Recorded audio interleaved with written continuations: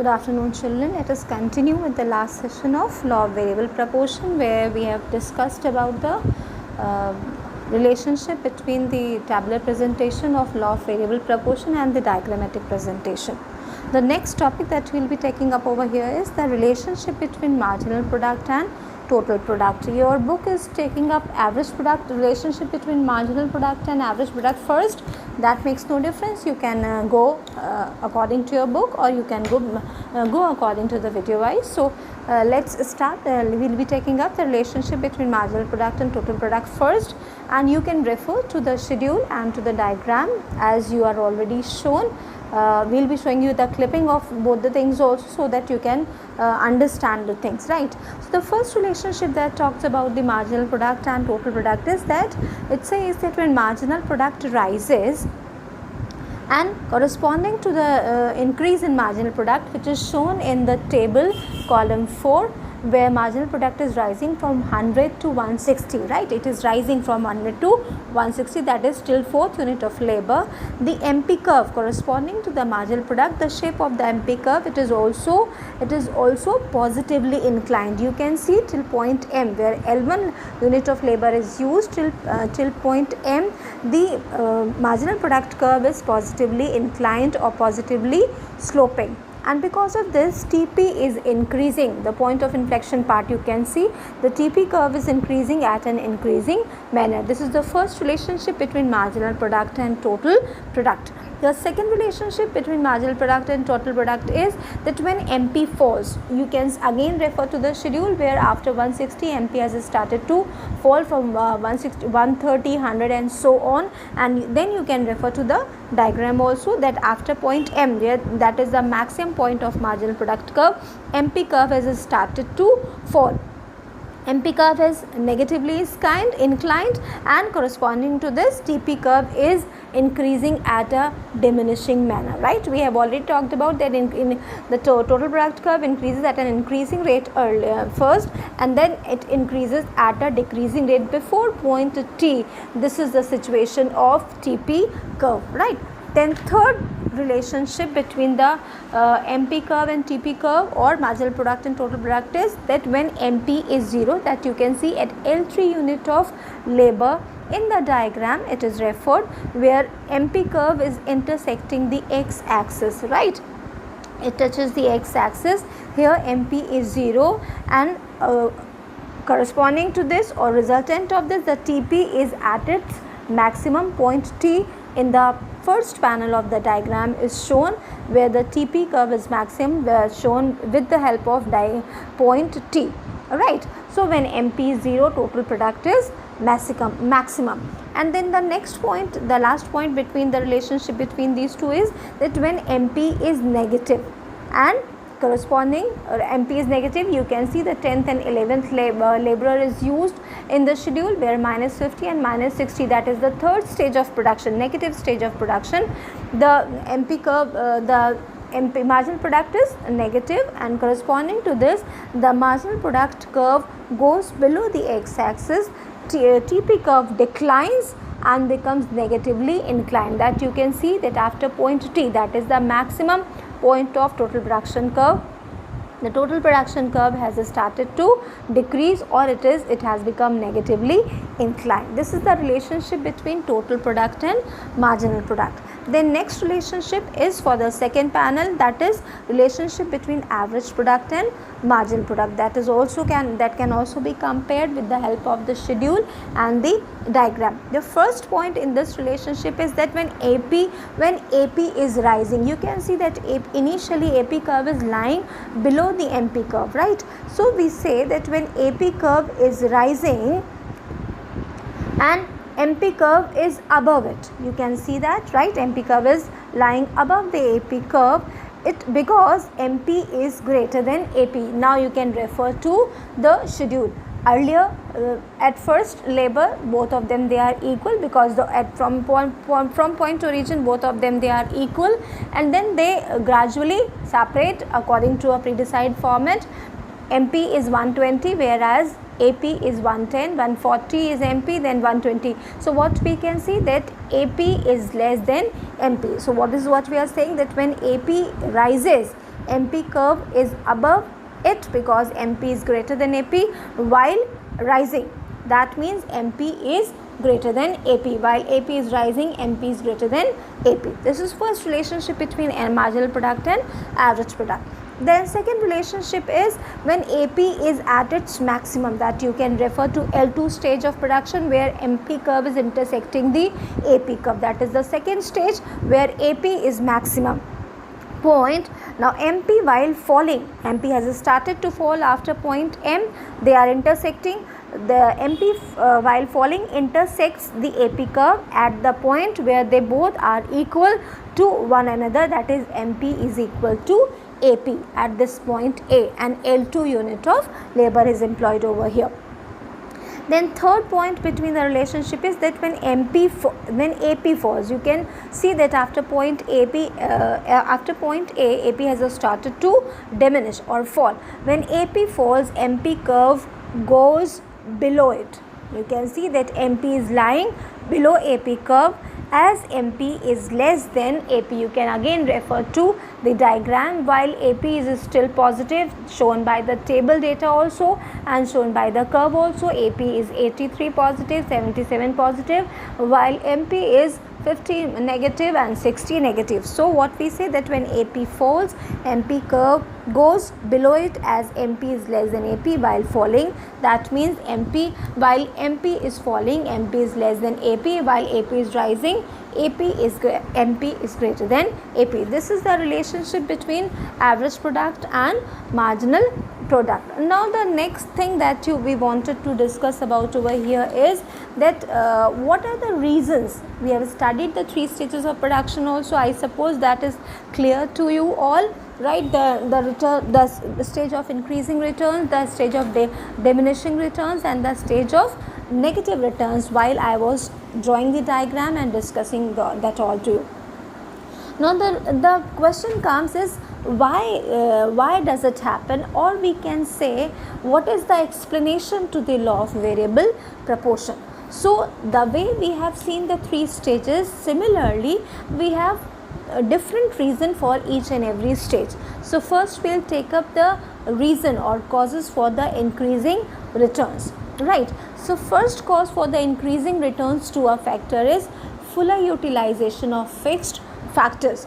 We know that we have taken an example where a firm is having 5 fixed factors, that is 5 machines, and it is a ballpoint pen producing factory or firm, and it has used the variable factor. It has used the various quantities of variable factors from 1 to 11. Now the reason for the production to increase, because when you see the total product in your schedule, you see that total product is increasing earlier at an increasing rate and then it is increasing at a decreasing rate.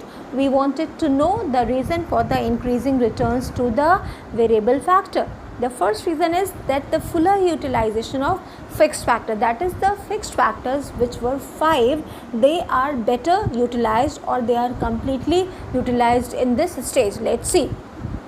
Now in this stage, fixed factors are generally indivisible. That is, the fixed factors, the machines cannot be subdivided into smaller parts. You have to use the entire machine. So what we say, that is, we cannot divide them as per our requirements. So due to technical reason, right, the technique of production is given certain minimum quantity of factors, that is the variable factors, has to be used whatever be the level of output, whether you are producing a single pen or you are producing 1,000 pens. You have to use a minimum amount of factor inputs in order to produce that commodity, right? We already have 5 units of fixed factors. Now the amount of variable factor we start is 1 unit, 1 variable factor. So certain minimum labor is required to make optimum use of fixed factor. Optimum means the best use of fixed factor, and by our understanding, by our observation, we can well understand that one labor cannot operate all 5 machines. So we need to have an optimum combination or best combination of machine and labor. If less workers are used, some machinery will remain unutilized, right? This is what happens in the first stage. You can see the first stage in the diagram and the book on the schedule also. In the beginning, the amount of fixed factor is too large, that is 5 machine in relation to one variable factor, right, while the amount of variable factor is too small. Therefore, fixed factor remains unutilized at the very initial stage. Therefore, if the number of workers is increased, the machines, that is the fixed factor, is utilized better and more effectively, leading to increasing returns to a variable factor. Then second reason for increasing returns is division of labor. Now, as the number of variable factors increased in stage 1 from 1 to 2, 3, 4 and so on, right, the efficiency of variable factor itself increases.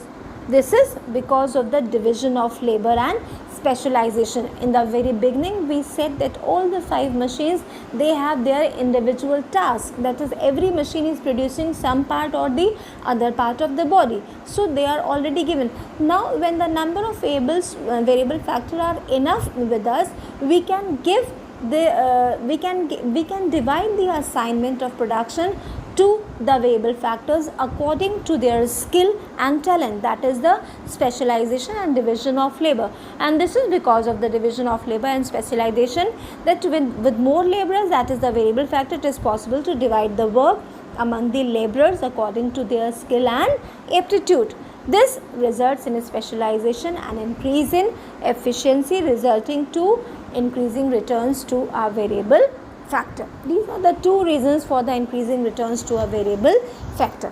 Then the next thing is causes of diminishing return. The first factor which led to the diminishing returns to a variable factor is because the optimum proportion of variable factor to fixed factor is disturbed. Optimum proportion is the best combination of fixed factor to variable factor. This is disturbed following the second stage, right? As more and more quantity of the variable factor is employed on the given amount of a fixed factor, the fixed factor is better utilized. This is what we have seen in the previous point, or we have seen in the increasing returns. But there is a limit up to which this can happen, right? There is a limit up to what can happen. We can increase the amount of variable factor, which will lead to increasing production. There is an optimum combination of fixed and variable factors when the fixed factor is fully and efficiently utilized. More and more workers are put on the fixed factor. This leads to optimum factor combination disturbed, right? When we are putting more and more variable factors on the variable amount of fixed factors, the optimum combination of labor to machine is disturbed, and this leads to a fall in the average and marginal product that is shown in the table also and diagram also. Then second cause for the diminishing returns is imperfect substitutability of factors of production. Now, what do you mean by this? That it means that we cannot substitute machine by labor or labor by machine. We already know that the amount of fixed factor is fixed with us, that is the 5 machines. We are only changing the amount of variable factor.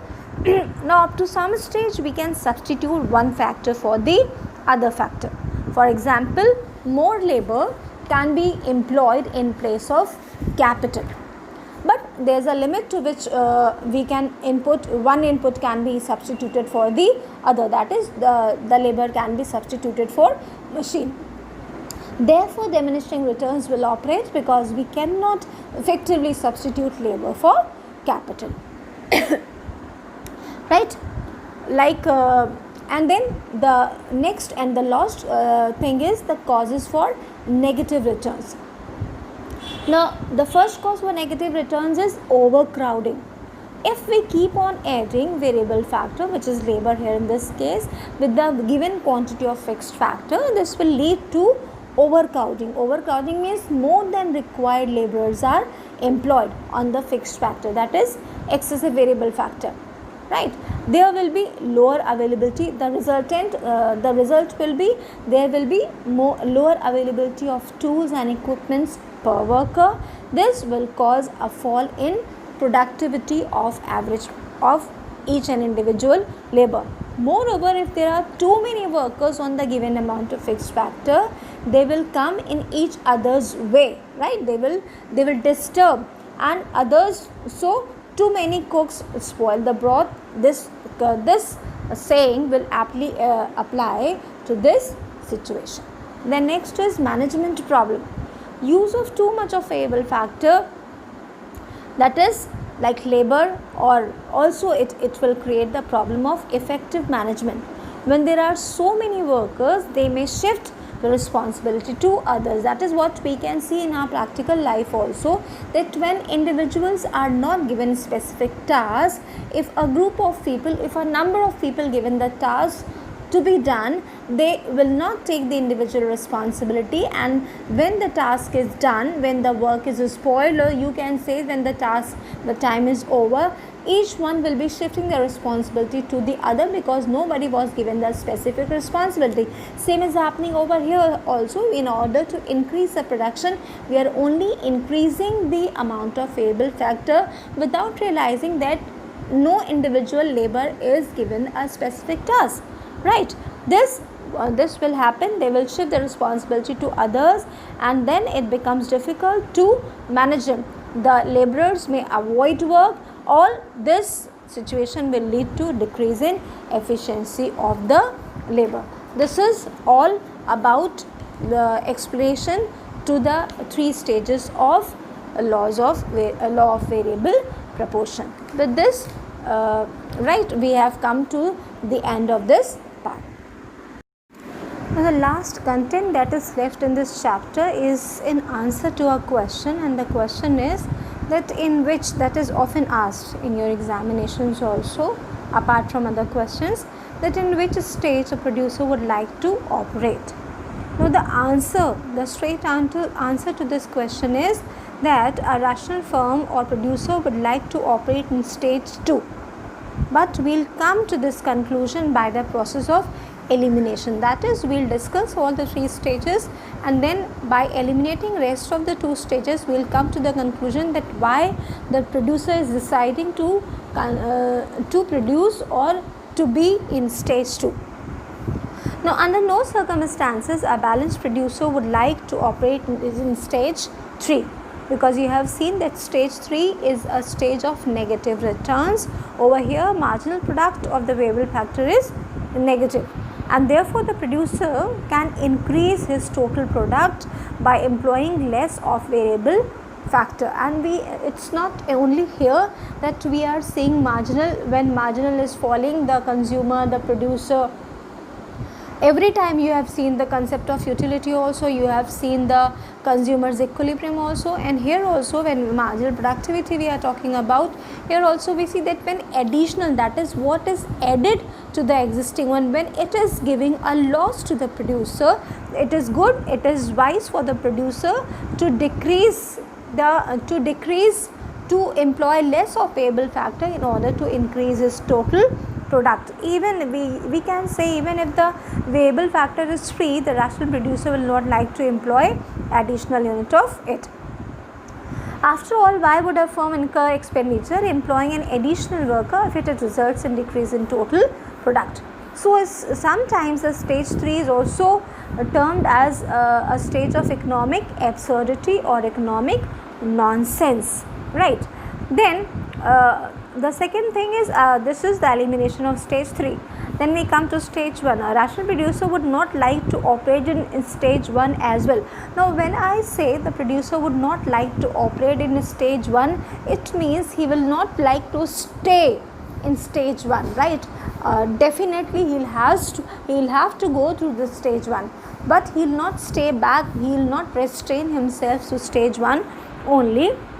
Why? Because the average product of the variable factor is increasing over here throughout the stage, and the producer would avoid producing in this stage. That is, he would avoid stopping in this stage, because by expanding its output, it reduces the average cost, right? Cost is the opposite of productivity. Now, if the producer stops operating before the stage 1 ends, I hope you are getting the point over here.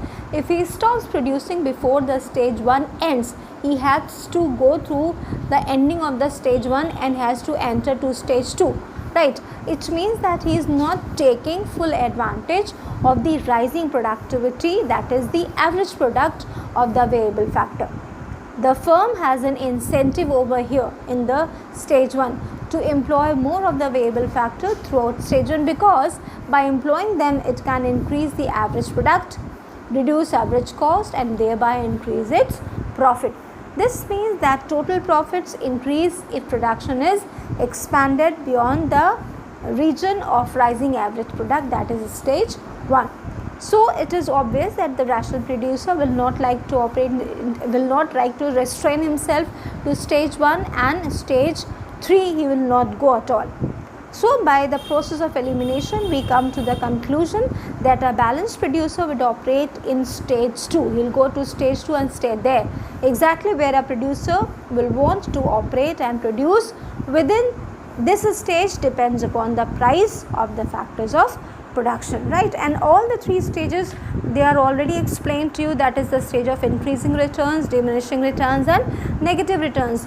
Whenever you are explaining these stages, you can see in the book that the reference is made in terms of total product, marginal product, and average product. You have to refer to these 3 production curves and data also in order to explain all these 3 stages. Many questions come in from this chapter. There are lots of variation in this chapter. So go through all the variety of questions for this chapter. This is all for this chapter.